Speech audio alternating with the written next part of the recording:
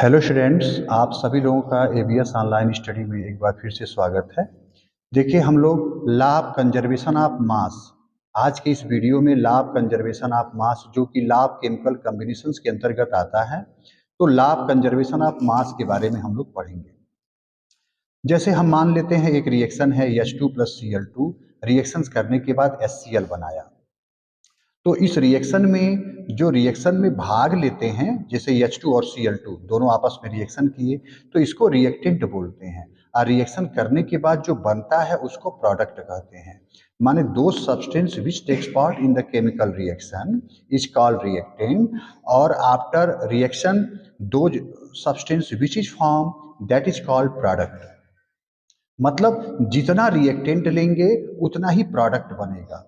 यदि रिएक्टेंट जो है 10 ग्राम लिए तो प्रोडक्ट भी 10 ग्राम बनेगा। यदि रिएक्टेंट 20 ग्राम लिए तो प्रोडक्ट भी हमारा 20 ग्राम बनेगा। ये law of conservation of mass कहता है।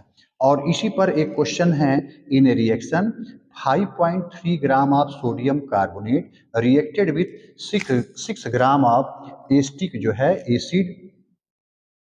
Acetic acid. The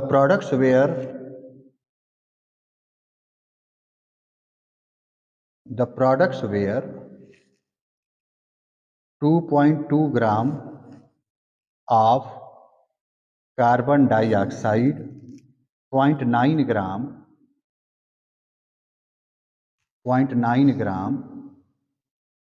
water, and 8.2 gram sodium acetate.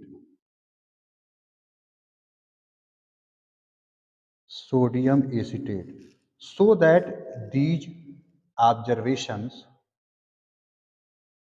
so that these observations are in agreement with are in agreement with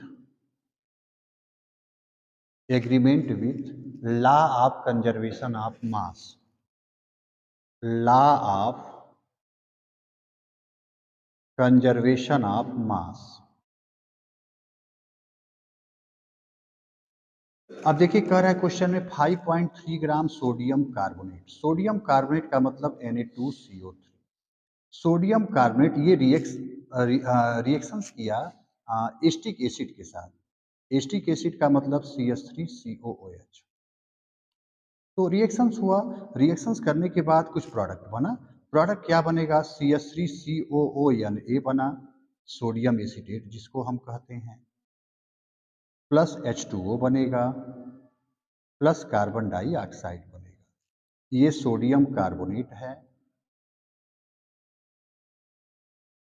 ये एस्टिक एसिड है, ये सोडियम एसिटेट है, ये वाटर है, ये कार्बन डाइऑक्साइड है। Carbon dioxide. तो 5.3 ग्राम सोडियम कार्बोनेट है, ये 5.3 ग्राम है, reacted with 6 gram of acetic acid, ये 6 ग्राम है। तो ये देख रहे हैं कि 5.3 ग्राम ये है और 6 ग्राम ये है। तो टोटल वेट ऑफ रिएक्टेंट कितना है? टोटल वेट ऑफ रिएक्टेंट हो जाएगा 5.3 प्लस 6, 11.3 ग्राम। 11.3 ग्राम रिएक्टेंट हो जाएगा। प्रोडक्ट वेयर 2.2 ग्राम CO2, ये CO2 2.2 ग्राम है, 0.9 ग्राम वाटर, ये 0.9 ग्राम है, और ये जो है 8.2 ग्राम सोडियम एसिटेट, ये 8.2 ग्राम है। माने टोटल वेट ऑफ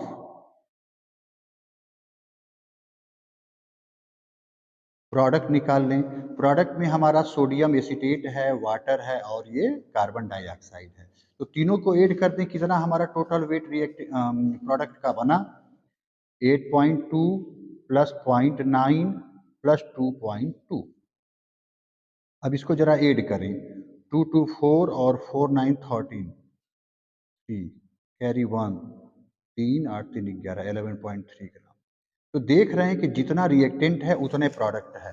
किसी भी रिएक्शन में जितना रिएक्टेंट है उतने प्रोडक्ट है। इसका मतलब ये लॉ ऑफ कंजर्वेशन ऑफ मास को फॉलो करता है। यही हमारा लॉ ऑफ कंजर्वेशन ऑफ मास है। माने कि जितना हमारा रिएक्टेंट रहेगा उतने हमारा जो है प्रोडक्ट रहेगा। अब इसमें दूसरा है law of constant proportion. Law of constant proportion.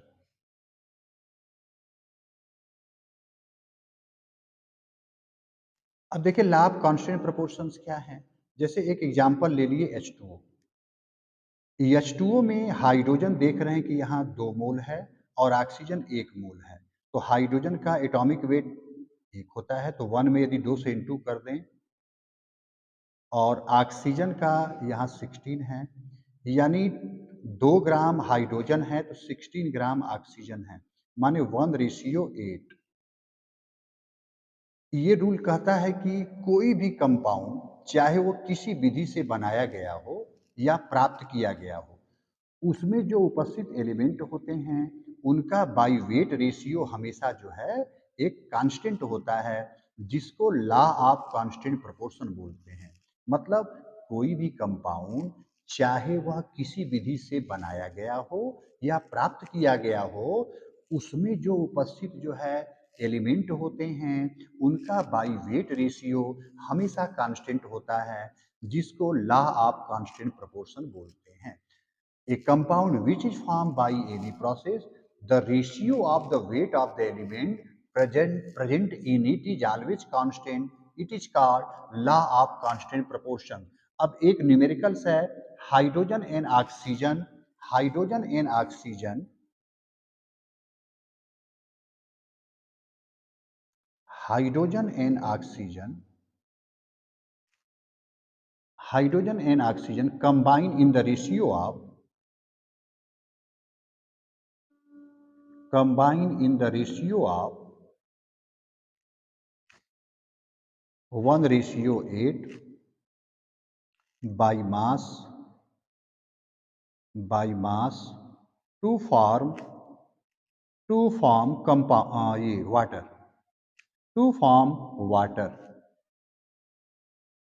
what mass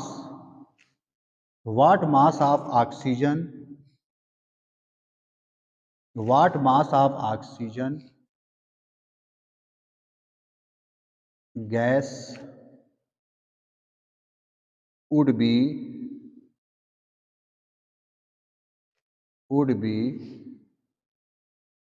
required to react completely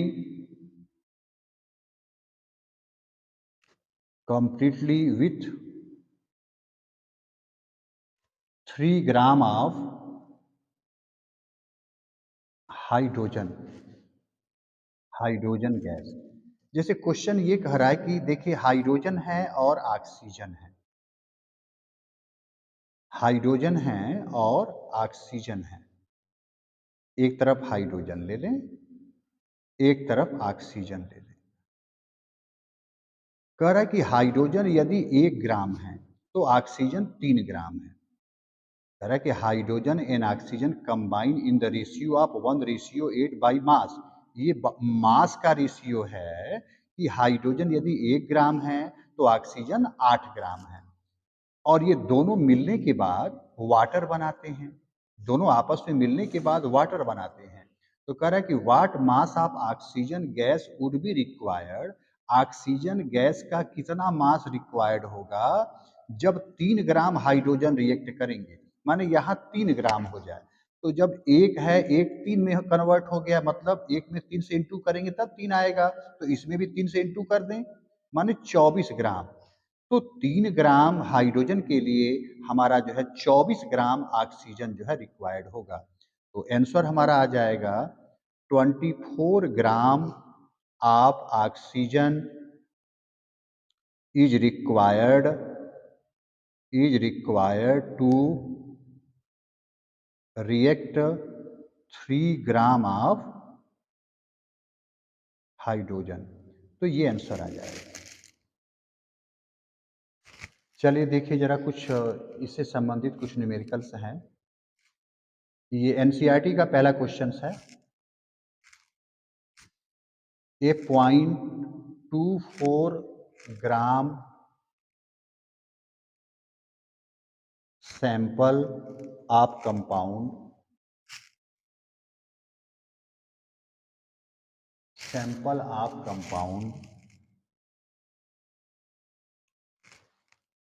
of oxygen and boron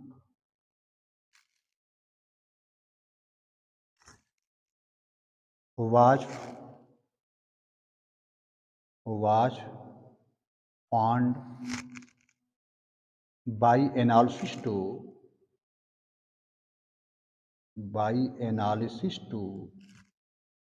contain 0.096 gram of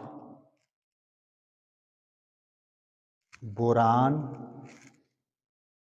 and 0.144 gram of oxygen. Calculate the percentage composition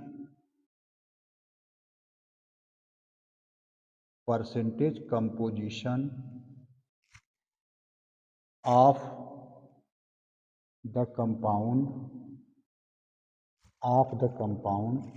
by weight।